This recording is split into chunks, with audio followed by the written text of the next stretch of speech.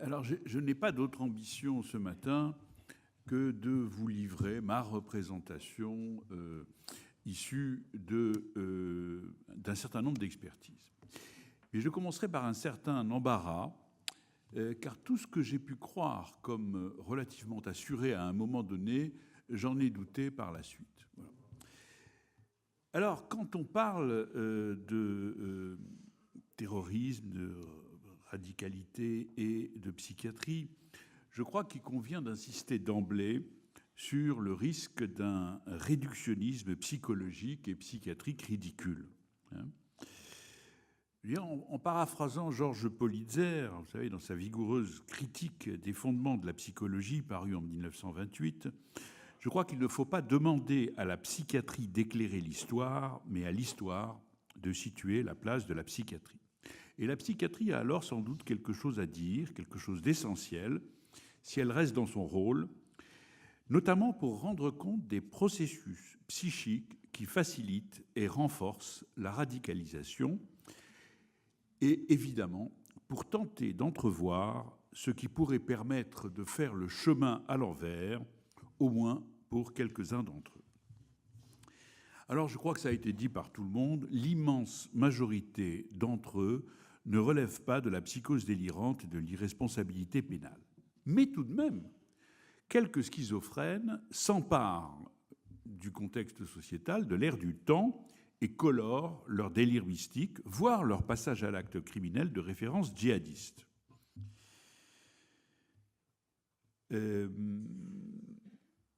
Donc, la plupart agissent en dehors de toute maladie mentale aliénante. Leur engagement n'a rien de délirant. Et le grand public confond souvent la maladie mentale avérée et la grande diversité des singularités, des distorsions, des troubles de la personnalité. D'où des diagnostics médiatiques sauvages et des interpellations politiques. Très peu relèvent de l'irresponsabilité pénale parce qu'il faut que leur acte soit, si je puis dire, en relation exclusive avec la maladie. Donc on distinguera ces malades clairement de la gamme des instables, des impulsifs, des toxicomanes, des délinquants, des sujets en carence identitaire, en malaise existentiel, en impasse situationnelle, en souffrance pré-suicidaire, et parfois tout ça à la fois. De même, on ne les confondra pas avec les idéalistes forcenés dont la personnalité apparaît plus solide du fait de la force des convictions et de la continuité des conduites.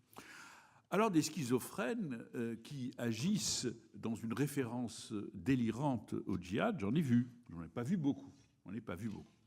Je me souviens de l'un d'entre eux qui avait agressé un soldat à coups de couteau. L'ensemble de son parcours s'inscrivait dans le contexte de l'évolution d'une psychose dissociative et son geste n'était pas commandité, n'était pas partagé en réponse à l'idéologie ou à la religion. Ce n'était pas l'acte d'un idéaliste passionné, mais cet acte répondait à une pensée chaotique, contradictoire, marquée par l'ambivalence schizophrénique. Et pour lui, il était nécessaire de passer à l'action à un moment donné pour continuer d'exister. Et seule sa maladie schizophrénique permettait d'éclairer son geste dont le sens demeurait obscur, évidemment, y compris à lui-même. Mais il faut bien comprendre que les psychotiques puisent la matière de leur néo-construction délirante dans l'histoire et dans l'actualité. Alors, les délires mystiques sont classiquement des grands pourvoyeurs de passage à l'acte, parce qu'avoir Dieu à ses côtés, c'est toujours facilitant. C'est Dieu qui arme, qui pousse le bras. Mais à l'inverse, si on peut très clairement limiter le rôle de la maladie mentale aliénante, faire de la plupart des terroristes des hommes parfaitement normaux et ayant fait ce choix-là plutôt qu'un autre est une erreur symétrique qui nous condamne, à mon avis, à ne rien saisir du rôle de la vie psychique dans le processus terroriste. Alors, comme y insiste Olivier Roy, si l'on veut comprendre le djihadisme, il faut le penser à tous les niveaux. à tous les niveaux à la fois. Que le terroriste soit psychopathe, psychotique, toxicomane ou simplement désespéré, si je puis dire, c'est la construction narrative de Daesh dont tous vont s'approprier, chacun à sa manière. Les délirants mystiques, les suicidaires, les frustrés, les haineux, ceux qui sont en quête de notoriété ou de reconnaissance, ceux qui veulent tourner le dos à une existence instable et marginale, ceux qui sont avides d'idéal ou ceux qui veulent seulement exister, fût-ce dans la mort donnée ou reçue. Mais vous constaterez que ça fait quand même beaucoup de monde. Le problème, c'est que Daesh a, au fond, distribué à la cantonade du monde entier un modèle d'inconduite, pour parler comme Linton, l'anthropologue Linton, et que peuvent s'en saisir des sujets d'organisation psychique très différentes, dans des moments très différents et avec une fonction très diversifiée. Alors on a en effet, François Caroli y a fait allusion tout à l'heure, un certain nombre de modèles qui peuvent nous aider. Chacun nous apporte, modèle classique, psychocriminologique, chacun nous apporte quelques informations, mais aucun ne peut prétendre résumer l'ensemble de la complexité clinique. Je pense évidemment aux idéalistes passionnés, on en trouve un certain nombre. Au magnicide, je voulais venger ma vie, disait Lou Kenny, cette phrase extraordinaire, qui résume tout. Les magnicides, les tueurs de masse. Et là, je ne suis pas tout à fait d'accord, François, avec toi sur Richard Durn. Tu le sais. Il y a un livre extraordinaire qui s'appelle Les tueurs de masse et qui rassemble les écrits de tueurs de masse dans le monde entier. Et c'est extraordinaire parce que tous disent exactement la même chose. J'ai eu une vie de merde, les filles ne s'intéressaient pas à moi, j'ai tout raté, etc., etc.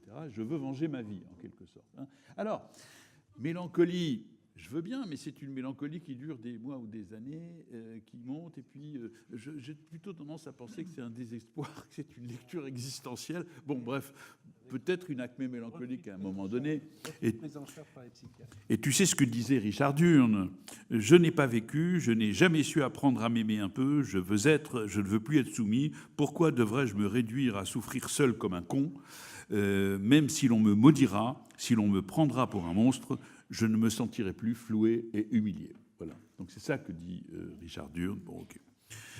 Et puis il y a ce que j'appelle le devenir monstre. Ça aussi, tu as fait allusion à ces sujets qui veulent qu'on les prenne pour des monstres. Non, on ne veut pas.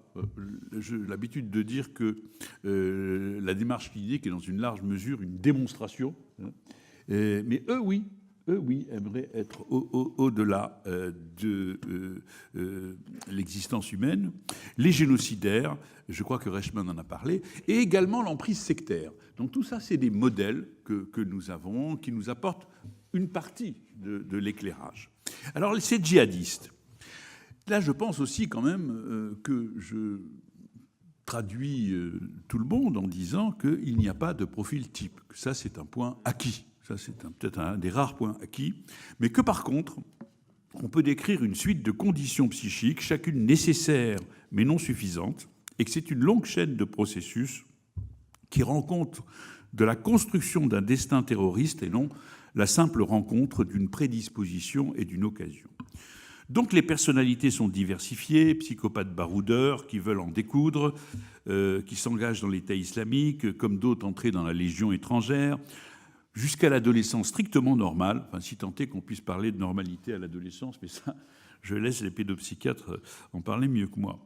Donc on observerait plutôt dans la mouvance djihadiste en France des petits voyous, plus fragiles, plus imprévisibles, moins repérables. Ils avaient une vie d'avant faite d'échecs existentiels, de ressentiments, d'humiliation, de blessures d'idéal, de désespoir, d'impasse, de vacuité de sens et de crise identitaire. Et donc, il convient, je pense, de bien saisir que pour eux, l'existence s'ouvre enfin au sens, à l'idéal et à la jouissance, à la plénitude, à la fin des tourments, à la morale divine. Ils tournent la page d'un passé médiocre et réprouvé. Et donc ça, je crois, Féti, on a très bien parlé. Donc dans cette vie d'avant qui va être sacrifiée, reléguée à un passé révolu, alors la fille dira « j'étais une pute ». Voilà, j'étais une pute. Le garçon dira « j'étais un impie, je vivais comme un infidèle ». tous se coupent de leurs racines familiales, ils cessent d'être le fils ou la fille de leurs parents pour devenir frères et sœurs en islam. C'est un véritable auto-engendrement, inversant et niant l'ordre des générations, et d'ailleurs ne vont-ils pas mourir avant leurs parents, hein? C'est la rencontre avec le divin versus Daesh qui les féconde à la vie humaine, qu'ils projettent de quitter avant ceux qui les ont engendrés. Et désormais, leur malheur individuel de jeunes humiliés et sans espoir va se télescoper avec le destin historique de l'islam. Tous deux sont à venger. La rencontre avec le sens, le partage d'objectifs et d'idéal, le grandiose héroïque aura pour corollaire la soumission à un destin collectif et l'abandon de toute visée individuelle. Et ça, c'est extrêmement frappant, hein. Alors moi, je parle d'eureka terroriste. Alors je ne sais pas si cet eureka, c'est à une seconde donnée, mais en tout cas, il y a une bascule qui fait qu'à un moment donné, plus jamais rien ne sera comme avant, hein. Ça va les apaiser, leur donner leur souffrance identitaire. Et quand vous avez des interviews à la télé, les parents, les voisins, les amis, les éducateurs disent « il allait mieux, il avait arrêté de se droguer, il était détendu ». Bon. Certains, donc, vont beaucoup mieux. Et alors, je pense qu'ils sont tous convertis. Ils sont tous convertis à leur propre religion jusque-là ignorée, ou ils ont changé de repère, mais quelque part, ils sont tous convertis. Ils vont ordonner et reconstruire le passé et l'avenir au seul prisme de leurs convictions centrées sur l'islam comme utopie totalitaire. Ils deviennent des surmusulmans, comme a dit Fethi. Alors, certains sont des perroquets savants, hein, qui répètent les sourates, qui les égrènent, mais d'autres non. D'autres non. Moi, j'ai un petit peu révisé ma représentation, qui était celle plutôt de sujets instables, etc., etc. De même que je suis très Olivier Roy, mais un peu Gilles Kepel. Enfin, voilà. Non, mais je crois quand même que la complexité du phénomène fait que, justement, il faut bouffer à tous les râteliers et que c'est ça qui est intéressant. Et c'est ça qui est intéressant. C'est clair. Hein. Alors, il y a quelque chose d'un peu particulier, leur existence est vouée à la mort, qui est devenue sacrée. Ils ont fait don de leur vie terrestre. Ils ne s'appartiennent plus. Ils ont à l'égard d'eux-mêmes une certaine distance respectueuse, hein, qu'on parle beaucoup de Philippe Pétain en ce moment, donc je dirais. Ils ont fait don de leur personne à l'islam, hein, et donc ils méritent une certaine sacralité. Et alors, ce qui est tout à fait étonnant, je n'ai pas le temps d'insister sur ce point, mais ce qui est tout à fait étonnant, c'est à quel point leurs discours sont superposables. Même mots, même formules, mêmes introjections, même non-pensée, même disparition de tout débat entre soi et soi, même humour. Alors, je ne sais pas si, bon, chaque fois, moi, il y a plusieurs fois, j'ai entendu peut-être que toi, tu descends du singe, mais pas moi. Bon, d'accord. Et ça les fait rire. Bon, très bien. Moi, je ris un peu aussi. Bon.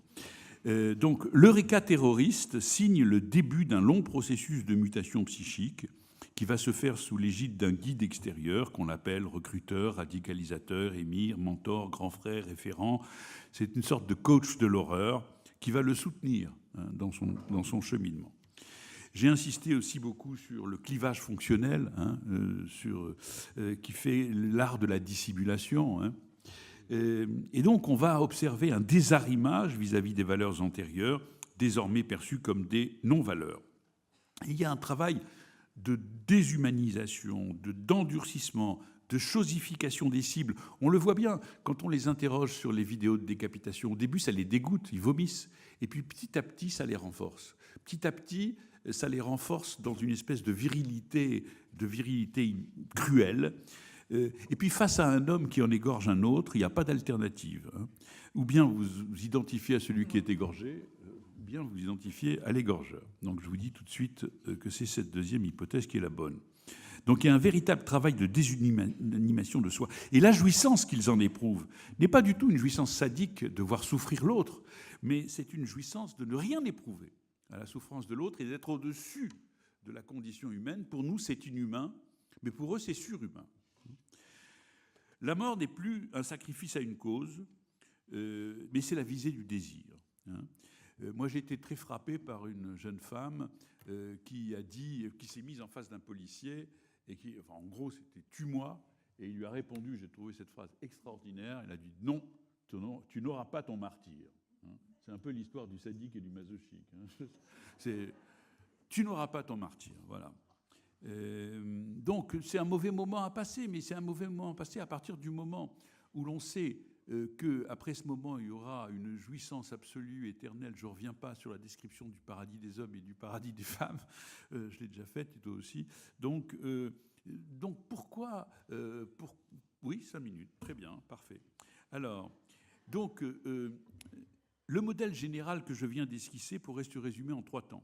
Une origine diversifiée, hein, même si l'on repère des facteurs récurrents, une voie finale commune univoque, et un hypothétique retour à la vie psychique singularisée.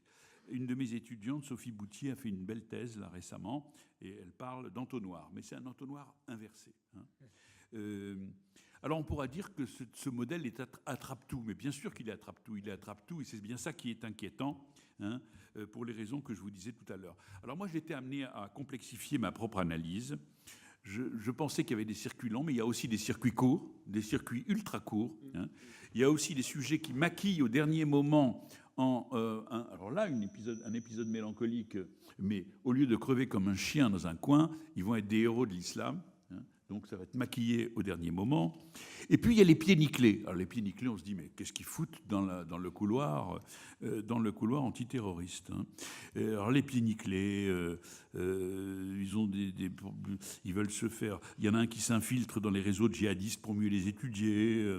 Alors évidemment, il se fait attraper. Il y en a un autre qui veut être valorisé sur la toile. Il y en a un autre qui fait le malin avec les copains. Il y en a un qui se dénonce pour qu'on le considère comme un repenti, et quand il sera un repenti, il pourra enfin avoir de l'argent pour... les pieds nickelés. Mais les pieds nickelés ne sont pas plus rassurants que les autres. Hein. C'est ça le problème. C'est qu'on peut être un pied nickelé et commettre un acte gravissime. Voilà. Alors, en fait, je vais conclure en reprenant ce que disait tout à l'heure Féty. C'est-à-dire, au fond... tous ces travaux, tout ce dont nous parlons aujourd'hui, ça renvoie à quelque chose, effectivement, qui dépasse. D'abord, tu l'as dit, la psychodynamique est au premier plan. Hein. Et donc, ceux qui pensent que la psychiatrie, c'est la nosographie, c'est le repérage, c'est les classifications internationales, je pense qu'ils n'ont pas grand-chose à dire de ces questions. Ils n'ont même rien à dire. Donc ça réintroduit quand même quelque chose d'essentiel. Ensuite, alors je ne dirais pas qui je vise, mais le processus est quand même beaucoup plus important que la structure. Alors ceux qui pensent que la structure explique tout, ils repasseront également. Bon, okay. Ensuite, le cas par cas. Le cas par cas, en fonction de la clinique, en fonction de l'attention à la singularité, eh bien, le cas par cas, c'est quand même mieux que les préconisations, les protocoles, les programmes, les procédures, les recommandations, etc., dont on nous abreuve toute la journée. Okay. Je pense aussi que ça ouvre la réflexion entre le psychique et le contexte social. Et on est sans arrêt là-dessus. Que la pluridisciplinarité, c'est plus un vain mot, c'est vraiment quelque chose d'essentiel. Et que la guéguerre des doctrines, franchement, là, c'est juste indécent, hein, compte tenu des enjeux. Je crois que ça éclaire aussi la mauvaise foi. Alors, j'hésite entre mauvaise foi et panique des pouvoirs publics. Je pense que panique est plus proche, hein, que mauvaise foi. La panique des pouvoirs publics qui, dans l'urgence, interprètent la psychiatrie au moment même où elle s'effondre. Ce qui, effectivement, est pour nous une occasion de leur dire, au fait, hein, d'accord ? Voilà, je disais que tout est bon dans le poulet, et que, ma foi, je suis Olivier Roy, mais un peu Gilles Kepel quand même, voilà, ok. Et je pense que c'est un formidable chantier pour une fois, les pouvoirs publics s'intéressent à nous. Ils s'intéressent à nous, même s'ils nous interpellent d'une façon qu'on préférerait être autre, et que nous avons la possibilité de leur dire voilà comment il faut travailler ici comme ailleurs. Voilà, je vous remercie de votre attention.